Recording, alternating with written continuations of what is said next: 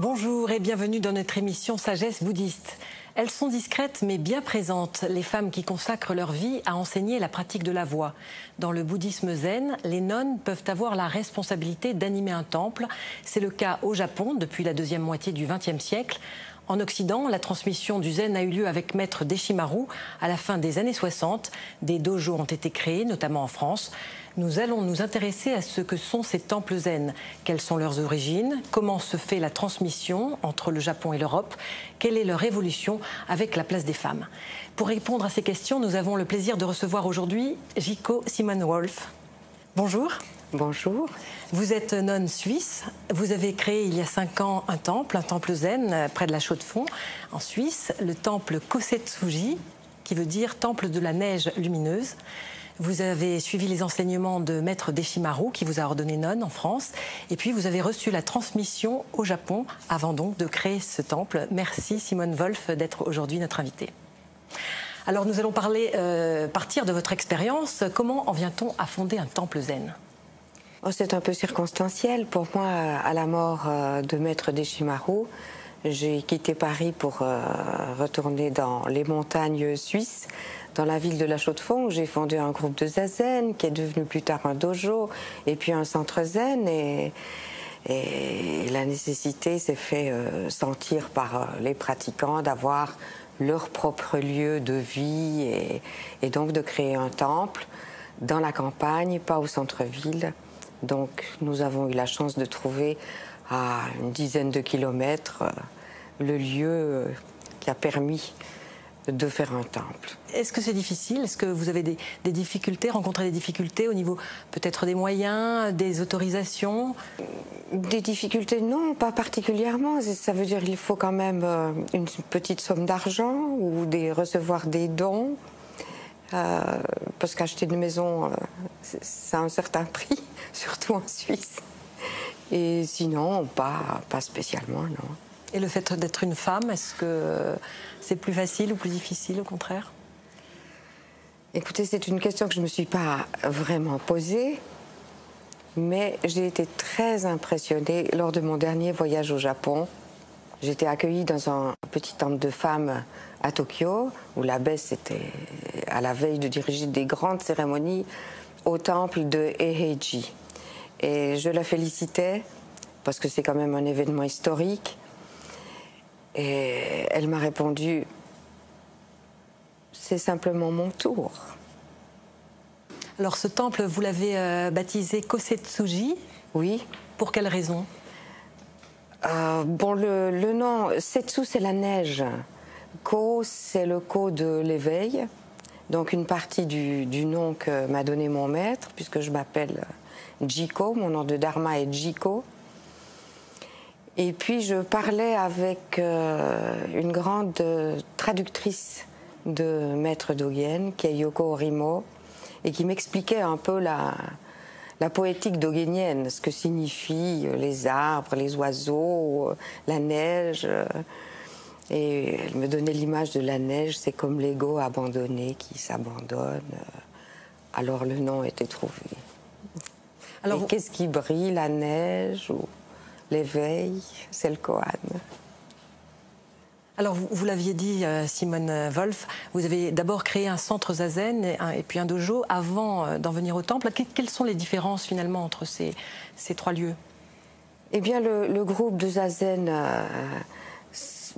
voilà, c'est un lieu qu'on propose. Et puis doucement, les gens viennent et la pratique mûrit et certains se font ordonner. Et puis il y a des moines, il y a des nonnes, alors ça devient un dojo et puis un centre qui rayonne sur une ville, sur une région.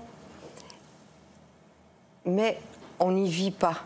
C'est pas vraiment un lieu d'accueil, un lieu de vie. C'est un lieu de pratique où les gens viennent le matin et souvent repartent dans leur vie tout de suite. Alors le temple, c'est un lieu de vie. C'est un lieu d'accueil, de rassemblement, où tous ceux qui ont envie de pratiquer la voix peuvent venir partager leur enthousiasme, leur foi, écouter l'enseignement du Bouddha donné par les anciens disciples, écouter leur silence et s'immerger dans une atmosphère. Alors on va s'intéresser un petit peu à ce que c'est qu'un temple zen, son histoire notamment. Depuis l'origine jusqu'à aujourd'hui, finalement, il est question de transmission. Voilà, alors très souvent, on oublie qu'il y a 2600 ans, les moines avaient exactement la même manière de se rassembler pour pratiquer ensemble et partager. Et puis les moines se rassemblaient à la saison des pluies, à cette époque-là, restaient durant la saison et ensuite repartaient dans leur vie pour redonner ce qu'ils avaient mûri, leur mûrissement spirituel en sagesse et en compassion, on le redonnait aux autres. Donc, ensuite, le bouddhisme s'est transmis en Chine, ça s'est appelé le Chan, et puis au Japon, ça s'est appelé le Zen, et le fondateur du Zen Soto au Japon est Maître Dogen, fondateur de notre école, qui lui a pratiqué en Chine avec son maître et qui s'est donc inspiré, on n'invente jamais rien, qui s'est inspiré des règles chinoises, des règles de Yakujo pour continuer, transmettre l'enseignement de son maître. Et c'est ce que nous faisons ici en Europe. Alors grâce finalement à l'enseignement de Maître Deshimaru. Oui, oui, tout à fait. Au XXe siècle, c'est lui qui a introduit le zen en Europe. Tout à fait. Vous avez suivi son enseignement. Aujourd'hui, on assiste un petit peu à un retour, c'est-à-dire que les zen occidentaux éprouvent le besoin de retourner au Japon, finalement un petit peu pour l'enseignement, pour recevoir un enseignement particulier. Alors, c'est très très important, je crois, ce retour à la tradition, puisqu'au Japon, il y a 7 siècles et demi de bouddhisme. Ça veut dire qu'un moine naît bouddhiste. C'est imprégné. C'est une autre imprégnation que pour nous qui avons 40 ans de zen en Europe. Alors c'est très important d'aller se tremper, s'immerger dans ce goût ancien de la tradition. Il existe plusieurs sortes de temples au Japon. Est-ce que vous pouvez nous expliquer un petit peu comment ça se passe? Alors, il y a 2 grands temples. Le premier, c'est Heiheiji, le temple de Maître Dogen, qui est un temple école. 200 moines qui peuvent suivre cette école pendant une durée de 3 ans, de 2 ans, d'1 an. C'est un temple de formation des moines. Et puis le temple de Maître Kezan, qui a été fondé un peu plus tard, et qui est aussi un temple-école, et qui est, lui, dans la ville. Alors, c'est pas seulement un temple de formation, le Sojiji offre aussi une école pour les adolescents de culture bouddhique, où les valeurs seront évidemment les valeurs du zen, ce sont des valeurs humanitaires. Et puis toute la partie, on offre aussi de zazen pour qui veut bien aller s'asseoir tranquillement. C'est donc pas seulement un lieu de formation. Ensuite, il y a également ce qu'on appelle des senmonsodo, des petits temples, où on peut aller faire des retraites de 3 mois, ce que Dogen appelait Ango, qui dure 90 jours exactement. 90 jours, c'est-à-dire 90 jours. Voilà, 90 jours, pardon. Ma suissitude. Et voilà, moines et nonnes peuvent aller, même les occidentaux peuvent aller maintenant, pratiquer un Ango dans ces temples. Vous-même, c'est au Japon que vous avez reçu la transmission de votre maître? Oui, c'est au temple de Teishoji, mais ce n'est pas un temple de formation. C'est un temple très ancien où mon maître vit et fait les rituels bouddhiques. Il y a le zazen tous les dimanches, mais ce n'est pas un temple de formation. Alors on va s'intéresser un petit peu à ce qui se passe derrière les murs du temple. Comment pratique-t-on? Comment ça se passe? Et chez moi, comme je crois dans tous les temples, il y a le rituel. Toute la vie d'un temple est rythmée par des sons. Ça veut dire, le premier son, c'est le réveil. C'est une cloche, il y a la cloche du réveil. Et puis ensuite, le bois qui est frappé pour le temps de la méditation, de la pratique de zazen. Ensuite, il y a le chant des sutras, et puis le petit déjeuner, et puis il peut y avoir la cérémonie du thé, boire le thé ensemble avec l'abbé ou l'abbesse qui donne un enseignement un peu informel. Cette cérémonie s'appelle Shosan. Et puis il y a les nettoyages, la vie du temple, un court moment où... Et puis ce qu'on appelle le samu, donc c'est le temps où moines et nonnes redonnent leur énergie de la pratique pour la vie quotidienne, faire la cuisine, vous voyez, ce qu'il y a à faire dans chaque lieu. Bien sûr.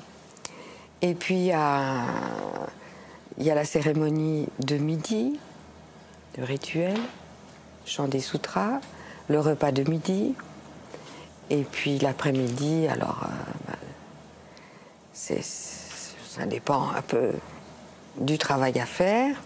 Et puis fin d'après-midi, il y a une cérémonie de banka, où de nouveau les moines chantent les sutras, et puis il y a le zazen du soir. Ça c'est le rythme d'une vie quotidienne hors des temps de retraite. Dans les temps de retraite, il y a beaucoup plus de périodes de zazen. Finalement, c'est effectivement une vie qui ressemble à celle de la vie du temps du Bouddha, la vie monastique du temps du Bouddha. Absolument, c'est le même esprit, même si les temps ont changé.